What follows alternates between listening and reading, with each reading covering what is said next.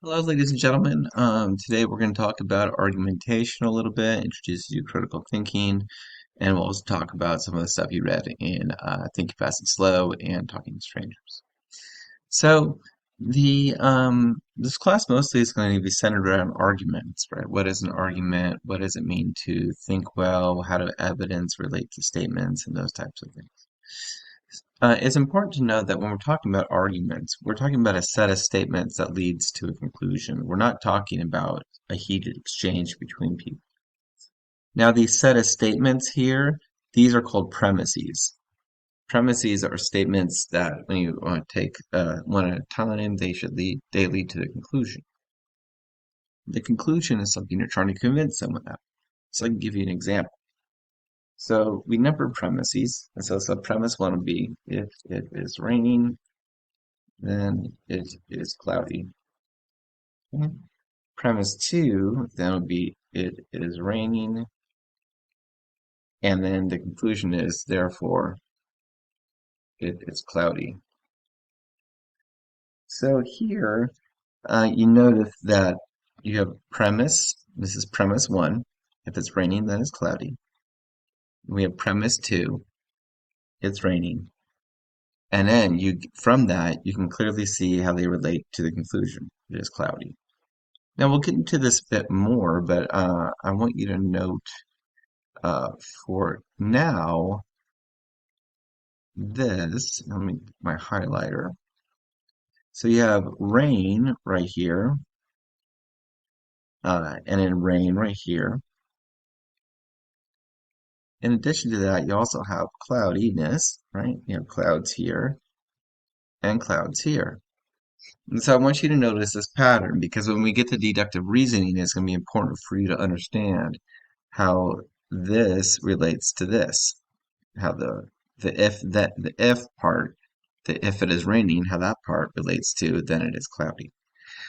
So this is going to be very important, especially when we're talking about deductive reasoning. Now, again, there are two types of reasoning. One of them, deductive reasoning, is reasoning that is going to involve statements that when they're true, the conclusion is always true. And so this is something called validity, and we'll learn about this in some more detail pretty soon. But validity is a property of arguments, deductive ones, such that when the premises are true, the conclusion must be true. And inductive arguments don't have this. Inductive arguments are different because inductive arguments premises relate to the conclusion like this. If the premises are true, then the conclusion is likely to be the case. But what does that mean, likely to be true? Well, this is kind of a complicated matter, but what it means here is that if the statements in the premise are true, then that increases either the subjective or objective probability that the conclusion is true. Now, that doesn't mean that all inductive arguments are like that. It's not like all inductive arguments premises are strong in that way. Some of them are weak, and so the premises don't increase the likelihood of the conclusion, or they shouldn't if it's talking subjectively. Now, when you have premises that do increase the likelihood of the conclusion or the rational expectancy of the conclusion, then we call those arguments in inductive reasoning strong. And when the premises don't in an inductive argument, we call those weak. So you have deductive arguments, and deductive arguments can be valid and sound. Valid is if the premises are true, then the conclusion must be true. A sound argument has two properties. One, it's valid, oops, and two, it is the premises are true. So a valid argument is going to be different than a valid argument can be much different than a sound argument because a lot of arguments can be valid but not sound, but no argument can be sound enough. So we'll talk about this later. In addition to this kind of thing that we'll talk about later in this class, we're also going to learn about how reasons relate to premises and conclusion. Evidence relates to reason. So, and to give you a taste of that, so when you have a premise, let's say premise one, let's say premise one is if it is raining, then it is cloudy. Well, the way you have to defend that um, is you need to give reasons for each part of the premise. So for how the rain relates to the clouds and how the clouds relates to the rain. In addition to that, then you need to give your evidence for your reasons. And so we'll think of, so a lot of people like to think about premises kind of like reasons, and I'm going to make a distinction between reasons and premises in this class. It doesn't really mean that you can't think of premises as reasons. I could see how you can.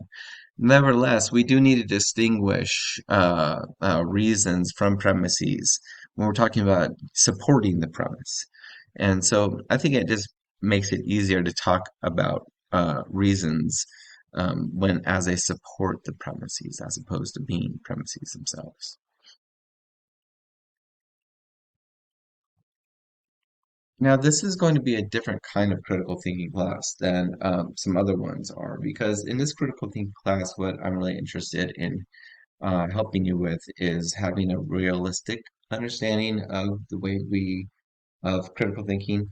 And so to set your kind of expectations for what we are going to be, how people are, why people respond the way they do, and how what kind of people have the capacities to respond in different ways. And so I want to make it clear that when you look at we're going to talk about emotions in this class, and it's not because emotions are super fun. Well, I mean, if anything is fun, it would be an emotion. But um, emotions are very integral to our thinking process, our how we understand evidence and how we understand reasons, the way we feel, our sense of that something is true. A lot of these things are actually emotionally rooted. Now, I'm going to make the claim in this class that emotions are beliefs, a sort of belief. And this isn't a strange position. This is called cognitivism in psychology or in the philosophy of emotion. Then what the idea is then that emotions are a type of belief, not just any kind of belief, but nevertheless they are a belief. Now we're not going to talk about what kind of belief emotions are at the moment. It's not really necessary, but it is important to understand that beliefs emotions are beliefs to a certain extent. And this is a standard view when it comes to theories of emotion. Most people these days are cognitivists, so it's not kind of out of the realm. It's important to understand though how the emotions play a role in our reasoning, because we there is in critical thinking. Critical thinking is more of like a reasoning class than it is, say, than like a logic class. So oftentimes when we're talking about reasoning, what we mean by this is just the information that we come up with to convince someone of something, or the information we come up with to make sense of something called reasoning. Now, on the other hand, we have something called logic. And logic is different than reasoning. Logic is very much a formal system. It's quite similar to mathematics. And logic is going to logic is is pretty much underneath a lot of what we're trying to teach you in critical thinking. You'll learn some logic in critical thinking when we're looking at deductive reasoning.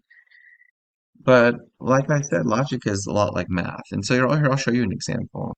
So here's an entry in the Stanford Encyclopedia of Philosophy that's talking about one form of logic. And so I just wanted to show you kind of what it looks like behind it. So you can see that it's kind of formalized. These are very short, of course, because it's an encyclopedia entry. But logic is a very much formal system, and the conclusions of it are necessary, just like mathematics. So if you have like sorry, 2 plus 2 in a 10 base system, you're always going to get four. And the same thing is true with these sort of logical propositions or the truths in math and logic, the axioms and the argument forms. If it's true that if P, then Q, and it's true that P, then it must be true that Q. And so these are so there's this formalism behind critical thinking, formalism that behind critical thinking that it gets, and we get that formalism from this sort of a system called logic. And we combine these things together, just our regular reasoning and then our the logic, then we get kind of what we're trying to do in this class. And so it's important to understand a little bit about how reasoning works. And reasoning isn't always just a factive game, reasoning is very emotional. And you will see this when you look at the cognitive science reports and the cognitive psychology that's talked about in Thinking Fast and Slow. But to give you a quick kind of introduction to Thinking Fast and Slow, I'll talk to you about the different kind of systems that he's talking about. So in your book, Kahneman's going to introduce you to two levels of thinking. So if we're thinking about our mind, let me get my drawer. So if we're thinking about our mind,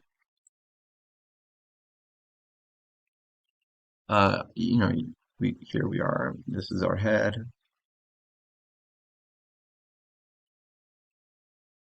All right, there we go.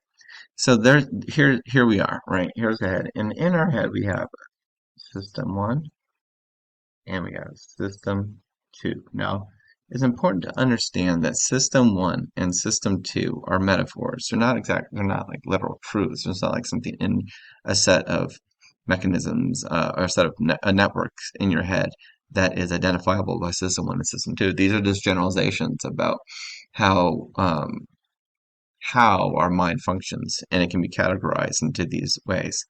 Um, Now, System 1 is much older than System 2. System 1 is automatic processing, more or less. So we have, within System 1, in addition, we have some programming. So we have some responses to things, initially as as an infant, right? We can respond to things. So if you look at Paul Bloom's book called Just Babies, you have pre-linguistic infants apparently having some sort of moral sense, like seeing something as wrong, or seeing something as good, or something as bad, rather. And so this would be a system one response. And most of all of our immediate reactions to things, like, oh, that seems right, oh, that seems wrong, these are all system one responses. And oh, that seems right, or oh, that seems wrong, or this is good, or this is bad. What that is telling us is giving us a report about what we believe and how these beliefs are connected to each other and working in your cognitive machinery. System one is very old. And so so the idea is, that, evolutionarily speaking, that we, system, and even if you're the type of person who doesn't believe in evolution, this still applies. Okay, so just, you can ignore the evolution bit. But here's the point. System one is older. It's not as intelligent as system two. System one works off of is very immediate, and it works off of quick associations between ideas. System one pretty much believes everything it sees. System one doesn't get turned off, right? So so system one, you can think of it as kind of a movie camera. It kind of continues to go around, yes, yes, yes, yes, yes, yes, collecting information, right? Kind of populating your mind with data. So that's one. System one is very quick. It's always active. Um, System one, however, does not do a good job at judging quality or quantity of evidence. It doesn't do a good job at understanding if something is not true. Some people argue, like the author of your book, that system one can't disbelieve, it only believes. So system one is, I want you to think it's very primitive. Now the thing is that system one contains all your beliefs will initiate system one responses. So regardless of how you got the belief. So say if so imagine this scenario. Um, Now I didn't make this scenario up. This comes from Jonathan Haidt. But imagine this a fellow, Bob, and Bob goes to the grocery store, and he wants to get a chicken to eat it. He's thinking eat the chicken. So he goes to the store and he gets a raw chicken and he brings it home. Now when he brings it home, Bob decides to have sex with the chicken. So Bob does his business and he, enjoys it and he's done. And then he prepares the chicken and then he cooks it and then eats it and enjoys his meal. I imagine many of you were grossed out by that story. I imagine many of you were like, no, no, by that story. Um, but I can ask you, obviously many of you are going to think, oh, that was wrong, right? So if I ask you, do you think that was wrong, what he did? A lot of you are going to say, yeah. But then I ask you why, it becomes very difficult to come up with a really good reason why. And the same thing is true with a lot of other things that we think.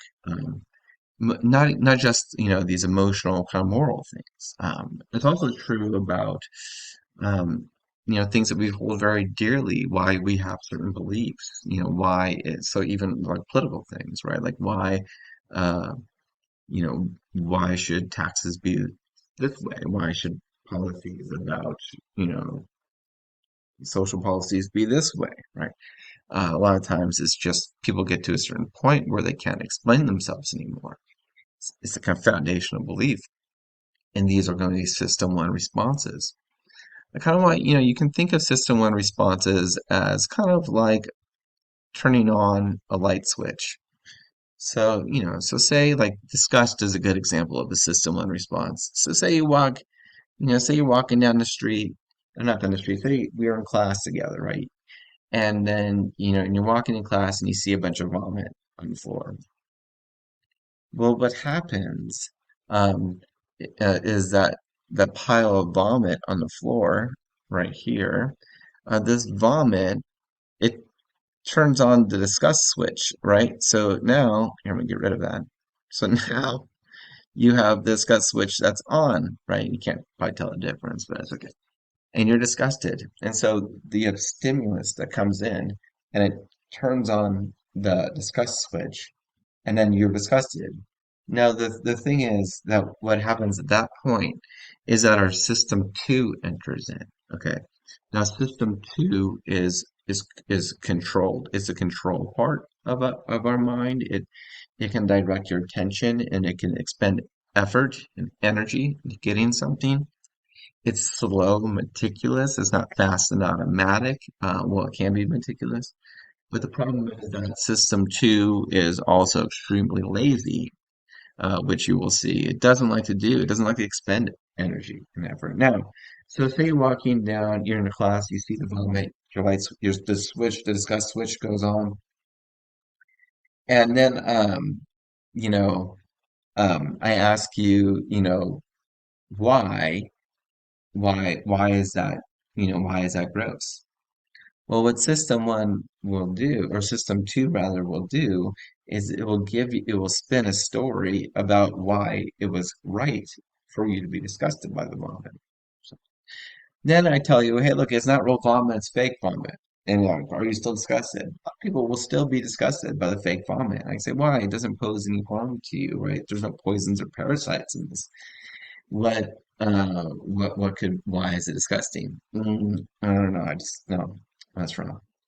So let's go back to the Bob case with the chicken. So, you have Bob, right? So the chicken, why? And I say, what did Bob do something wrong when he did that to the chicken before he ate it? And and many people are going to say, yeah, it was wrong. Then I say, well, why? Why is it? What makes it wrong? And you probably come up with some sort of story, but the story you come up with is what that is your system two jumping in, spinning a coherent story about why your system one responses are right. And so a lot of our reasons for something, a lot of our evidence for something, a lot of our premises that we include in our argument for a conclusion, these are a lot of times just coherent stories that we write to make sense of our system one responses, or to claim that our system one response is accurate, justified, apt, or true. Um, Now you'll see in the thinking fast and slow thing is that the system one response is not uh, accurate a lot of the times. Now a lot of times it can be very accurate. So it's important to note that the way our minds are set up is actually very works very well. But nevertheless, we it can also go wrong.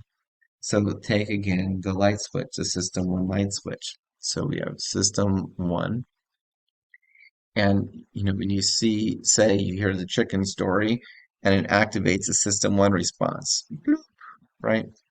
Um, now, and now the system one response might be the disgust response. It might be like, ew, right? And so it might be the reason that we think that this is wrong is because it turns on our disgust response. But what we can do is we can reprogram our disgust response. We can change the light switch so it doesn't go off when the same stimuli comes in. So an example that is related to disgust is disgust is typically considered to be what we call moral emotion because maybe say back in the day we had disgust because it helped us avoid poisons and parasites. But now, given society, our social structures, disgust is a moral type of thing. And so we get disgusted by people's behavior. We're disgusted by people's what they like and what they don't like, and those types of things. What they get pleasure in, they don't get pleasure in. What the people say, how people look can be disgusting to people, some people. And and so it seems like, well, that's socially problematic. People aren't disgusting. There's no like, magic transference of disgusting essence from one thing to another. Things can get washed off. Um, and so people that disgust then is often considered to be negative, a socially negative emotion because it often dehumanizes people. Finding someone to be disgusting is reducing that person to what you find something you don't like about them. And so, but one of the reasons why this is problematic is because the what we're responding to frequently is this stimuli, is a stimuli that turns on an automatic programmed switch, right? And then we're disgusted. And then we have our system one response, and we have our system two response. And what happens is our system two just paints a coherent story about why our system one is accurate. And so you have this whole kind of thing going on here. You have stimuli coming in and entering system one, right? Then you have that automatic response, and that gets issued to system two. And then system two is like, heck yeah, let's make sense of this guy. And then he gives you a coherent story about why you're justified or why you're right. The thing is, we want to get beyond this, right? We want to go past just having coherent stories for ourselves. And so this course then is going to be designed to help you to do that, right? To help you to think, okay, well, oh, this is a very strong belief I have, or this is a very strong emotion I have. Why did that light switch go on? Why did that switch go on? Be curious about your own thinking. right? I want you to be curious about your thinking. Um, and hopefully through talking to strangers, you'll see the social significance, the moral significance, the personal significance of taking time, the slowing down, not just going off of our fast thinking, which most people do. Uh, and it's funny because Jonathan Haidt, he's a moral psychologist. He works in social psychology as well, cultural psychology. He talks about, he gives a metaphor for system one and two. He says, look, system one is like the elephant, and system two is like the rider. So the rider thinks he's in control, right? He can kind of direct the system, direct the elephant. But that elephant has all the power, right? It's doing all of the moving. So your system one responses are composed of beliefs, and they're composed of associations between these beliefs. And later we'll learn how these associations kind of build something that some people call norms and some people call schemas, and and how that affects our what we call evidential structures, right, or our reasoning structures, of the way we process information. So yeah, because it's important to know that like when we get information, right? When information comes to us, you have a whole system, a whole network of beliefs already and the connections between them. So when information comes in, it interacts with that system, those set of system one responses and associations and stuff. And and then typically what we do is a system two just gives you a coherent story about why these system one responses are accurate. But the thing is that System 1 responses are not designed to pick up on truth. System 1 responses seem to be designed to connect and disconnect, to approach, to avoid those types of things. They're not truth apt. They don't aim at the truth. They aim at well-being, right? They aim at trying to make your life go better for you. Um, and so part of this class then is breaking that kind of cycle, right? Breaking this System 1, System 2 cycle that we see right here. This class then is going to, hopefully, if when you go through it, is going to inform you that our, the role and operation of thought is very much impacted by affect in general. And but it doesn't mean that we are controlled by our system one responses or these affective states. It doesn't imply that at all. Rather, what it implies is unless we take change our methods for building our set of beliefs, then we will be stuck in that cycle. Kahneman talks about system two, as being the controller. Uh, and this is a good way to think about it. It's kind of like your volition. When you're thinking about yourself, oftentimes every time that's gonna be a system two response. So your system two can weigh evidence, it can evaluate pros and cons, those types of things. System two also, by the way, is impacted by emotional states. So the neurologist Antonio Damasio discovered that people who have a certain neurological impairment that kind of delimits the emotions that they experience, that they have a difficult time giving reasons or a difficult time making moral decisions of whether or not, like, say, they should kill their uh, mom or dad. They actually have to make a pro and cons list, where people who don't have that kind of neurological damage, who do have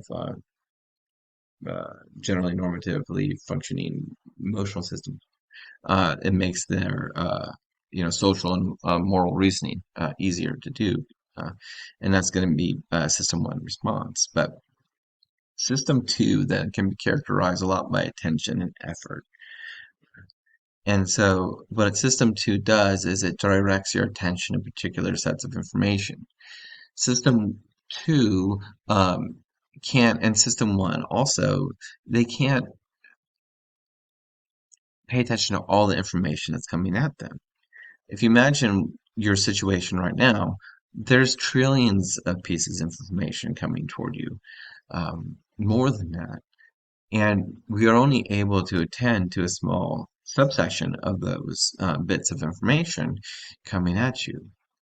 And it's good that we do only pay attention to part. If we didn't, if we paid attention to all of it, then we would be severely unable to act, right? We'd be unable to do anything. There's too much to pay attention to perform, to behave in the world as social animals like we do, right? We wouldn't be able to have conversations with each other or, drive a car.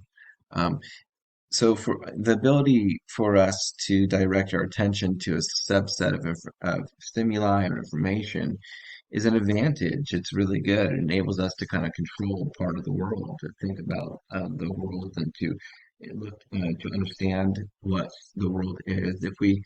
If we didn't have the ability to direct our attention to subsets of information, then we wouldn't, then the world would be quite unintelligible to us. But seeing as we are able to direct our attention to the subset of information, it appears as if that the universe becomes a little bit more intelligible to us.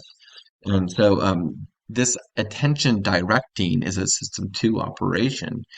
In addition to attention directing, it also is effort, producing. System two is effortful.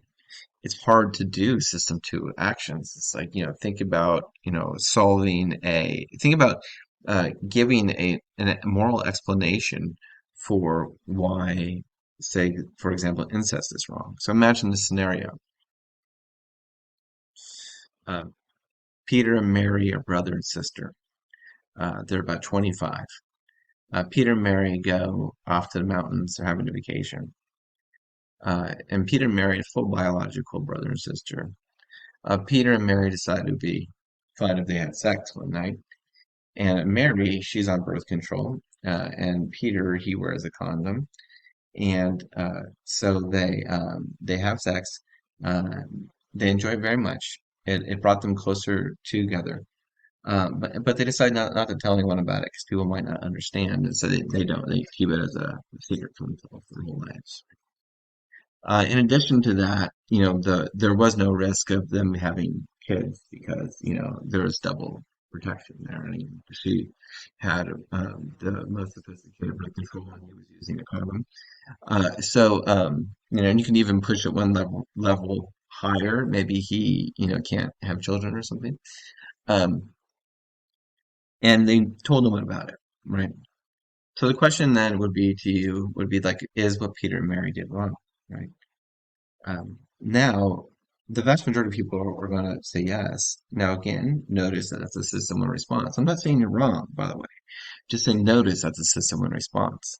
Now, if you when you that you said yes, or you felt yes, right? Ooh, I'm not trying to trick you. I'm trying to have you have these feelings and then we can kind of make sense of them to illustrate what's going on with our two systems, right? So, yeah, you have that response, yeah, and then now I ask you, why is it wrong? Like, why, you know, should Peter and Mary not have sex with each other? Was it wrong? They had sex with each other, so if they didn't do it again, right? But like, and so I'll ask you, give me a good explanation for why I was wrong. And oftentimes this comes down to, so being a socially outcast and giving birth to an infant with disabilities or genetic defects. And now, but the thing is that no one will know and no baby will come from the interaction. So the question then goes, well, why is it wrong? And I want you to try to spend some time to think about it, right? So if you have the response, yeah, it's wrong, let your system to expend the effort and direct attention to giving you an answer. If there is no risk of having a baby, and if there is no risk of anyone else finding out, so won't harm them, say socially, right, and cause them pain, or um, if it doesn't do those two things, then what makes it wrong? And in order to answer that, it's going to be difficult. You're going to have to expend attention, effort. You can pause the video and do that if you'd like. It's also interesting to know in the Kahneman chapter, one of the Kahneman chapters we're reading for this week, him and his fellow researchers, they were able to do these they're tracking people's eyes, pupil dilation, and they could tell when system two is activated. That is when they're directing attention and effort toward some sort of task. And they could tell when the people gave up because the pupils would contract. So when the people were thinking, they would dilate, and when they kind of gave up, they would the pupils contract. And Kahneman and his partner would say, oh, why did you give up? And these people would be shocked. Or how did you know I gave up? And they had a window to their soul, they say, but really you could tell because the pupils were contracting. Uh, Now, the interesting thing about this is that themes that you'll see throughout Kahneman's text, and I don't think he talks about it specifically, but it's the embodied cognition, and it seems like our rationality is really in kind of an animal rationality, like it's very much embodied, and not animal like not human, but like animal like biological, like we are at least partly material. So, it's our thinking and our behavior are intertwined, right? Another interesting study, and I'm not sure if it was in this chapter or a different one, but like, I think it's later and where it talks about priming, but you can change, the psychologists were able to change the pace at which people walked by giving them different words. So some people they would put words on the screen that were related to the elderly, and these people walked noticeably smaller than down the hallway than when they didn't, and then when other people didn't. And so you're able to change people's um, behavior by different kind of words, by different thoughts, by different crimes. And so it seems as if then our thoughts are very much intertwined with our bodies, with our behavior, and those types of things. So here we're looking at this kind of picture of what we're working with here. We have a mind that we're very fond of, right? Like, and this mind, it allows us to experience the world and manipulate the world and interact with the people, and that manipulation isn't bad in the way I mean it, but so we have this mind, and this mind, what it seems to be designed for, and we'll talk about this a lot more later, is not primarily to discover the truth. It seems like when you look at the way the mind is designed, the operations and roles, functions of thought, it seems as if mind is primarily designed for, say, relationships or survival, connection, or something like that. I don't like to say survival because it doesn't seem as if the mind is just designed for survival. It seems as if the mind is primarily designed for a life well lived, to live well, for well-being. But in my opinion, there are two roles of thought. So beliefs have two roles. Oops. The first one is to discover the truth.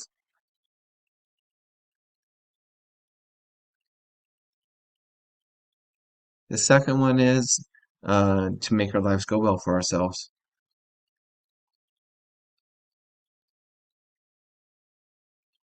Now, this second one here, making your life go well, this is what we call well-being.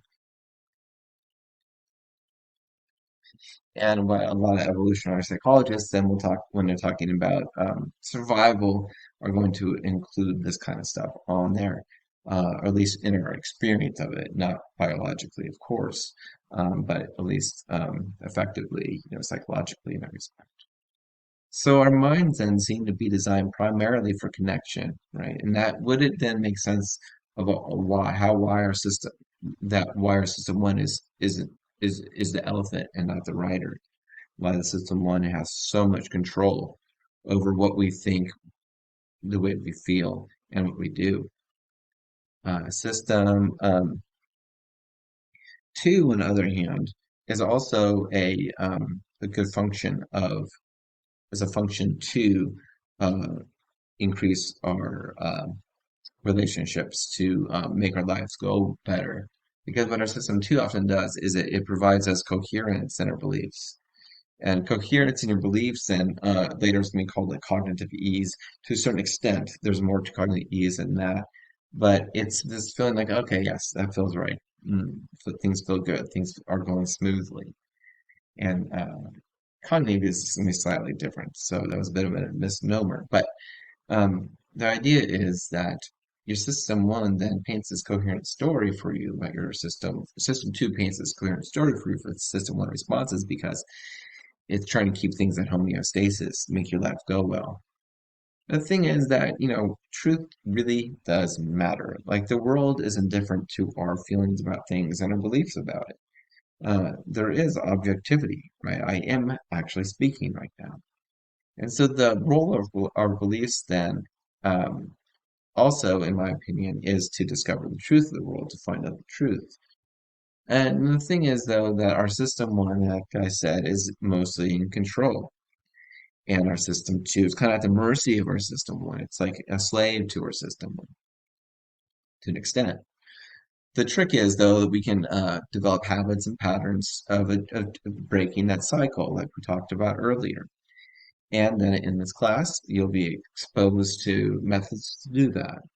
And what that will do then is enable you to have a more balanced approach to fulfilling both one and two roles of beliefs. Having developing habits, uh, uh, mental habits is going to enable you to be a more apt discoverer of the truth and at the same time make your life go better for yourself. It's important for you to understand that in this that think that emotions are related to reasons. A lot of times our emotions or reasons are include emotions. They're emotion, and our confidence thing in things is oftentimes emotion. Um, And so because of that, we have to kind of look at them and see how these emotions are working in our reasoning processes and whether or not these emotions and other system one responses, if these are really getting us at the truth. And if they're not, then how can we frame them? Can we habituate them so that they're able to uh, be more truth apt, be more able to get us track the truth in a better way, be more reliable, right? And then, of course, we'll learn deductive reasoning skills and inductive reasoning skills, which will certainly help you to discover, be more apt at discovering truth. But it doesn't take away from the types of thinking about our emotions and a relationship between the emotions and the non-emotional beliefs, um, and how they work with each other. It doesn't take anything away from that and its impact in our ability to discover the truth. Because once we kind of are able to slow down in our thinking and take control of our responses or be curious about our responses, take your automatic beliefs and your automatic emotions and your desires and your everything, your confidence and things, and think about it like an object to be explored. What's going on in the different surfaces of my belief, and how does this relate to this, right? And how do they connect with each other? And is that true? And is it helpful? And if it's not true, when it's not helpful, then why is it still playing a role in our cognitive economy? Um, all right, so I think this is enough for one class. If you do have any questions, again, please email me directly, uh, not through Canvas. All right.